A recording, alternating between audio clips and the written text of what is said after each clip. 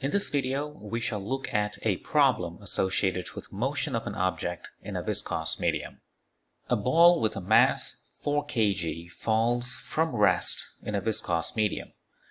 The ball is acted on by a net constant downward force of 25 newtons, and this downward force is a combination of weight and buoyant force by the medium, and by a viscous retarding force that is proportional to the speed of that body in the medium. Part A. What is the initial acceleration of the ball? Assume that is the surface of that viscous medium, and the ball is initially at the top. Let's label all the forces that are acting on this ball. The first is the downward 25 Newton force.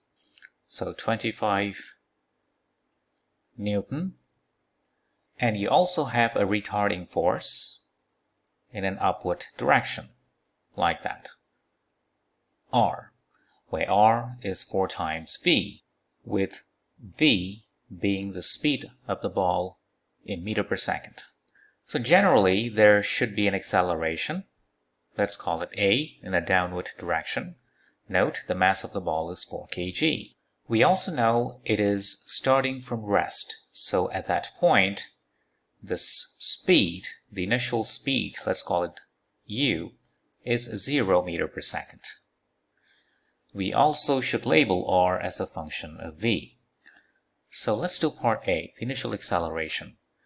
The net force acting on this ball is quite simply 25 minus R, which is as a function of V. And according to Newton's second law, it is the same as mass times acceleration. Mass is 4 kg, so 4 times acceleration. Initially, V, which is U, equals to 0. That means R is 0 newtons from that expression. So from Newton's second law, we get 25 equals 4 times the initial acceleration. Let's label it as A naught. And solving for A naught, we get 25 over 4 meter per second squared, which is 6.25 meter per second squared. And that's the answer for part A. Now let's look at part B. Find the acceleration when the speed is 3 meter per second. So when the speed is 3 meter per second, the upward retarding force is 4 times 3, which is 12 newtons. So the net force on this ball is 25 minus 12.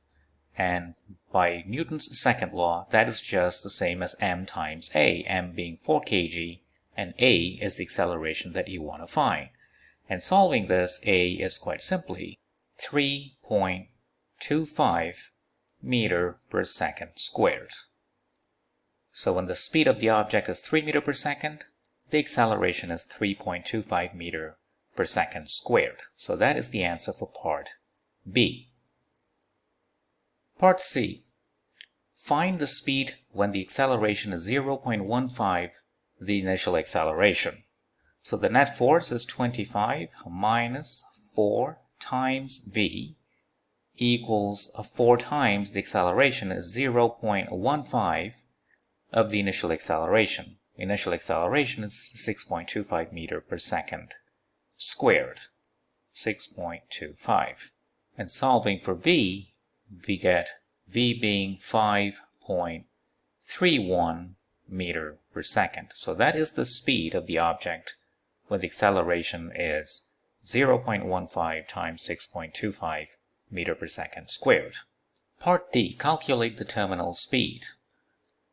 Terminal speed means the acceleration is 0. So from Newton's second law, the net force acting on this ball must be 0 as well. So that means 25 newtons is balanced by the upward viscous retarding force, which is 4 times V, and V at that moment is the terminal speed. And solving for the terminal speed, we get the following answer: 6.25 meter per second. Let's do part E. Find the speed and acceleration of the ball 1.8 seconds after the start of motion. To answer part E, we need to find the expression for that speed as a function of time. From the free body diagram above, we know the mass of this ball is 4 kg. We can work out the acceleration. 4 times A equals the net force being 25 minus R, and R being 4 times V. That means the acceleration is 25 minus 4V over 4. But we know acceleration is quite simply derivative of speed with respect to time. And we can write this equation. Rearranging the above equation, we get dV over V minus 25 over 4 equals minus dt. And we can integrate this equation, which will give us natural log of V minus 25 over 4 for the left-hand side equals minus t plus an integration constant, call it a. And this can be turned into an exponential equation in a following manner. V minus 25 over 4 equals e to the power minus t times a constant. Let's call that b, because when you take the exponent of that to the right-hand side, you will get e to the power minus t plus a, which is just e to the power minus t times e to the power a. And that is the constant b. We're almost there, but we need to determine what this b is.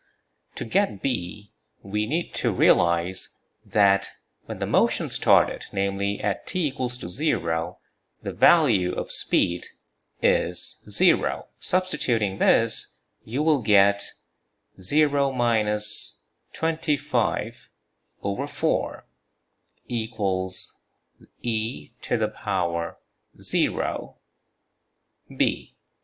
E to the power 0 is just 1, so you see you get b equals minus 25 over 4. That means the expression for speed as a function of time is quite simply 25 over 4 times 1 minus e to the power minus t. Remember, we want to find the speed of that ball 1.8 seconds after the start of the motion. So when t is 1.8 seconds, v is quite simply 25 over 4 times 1 minus e to the power minus 1.8. And that's going to be 5.22 meter per second. So let's note the answer here, equals 5.22 meter per second. Now what about the acceleration at t equals to 1.8 seconds? To do that, first we need to find the acceleration as a function of time. We know that it is just the derivative of v with respect to t. So taking this expression with respect to t, we get 25 over 4 e to the power minus t. So a at 1.8 seconds is quite simply 25 over 4 times e to the power minus 1.8. And that is about 1.03 meter per second squared. And that's the acceleration at t equals to 1.8 seconds. And that solves the problem. Thank you for watching.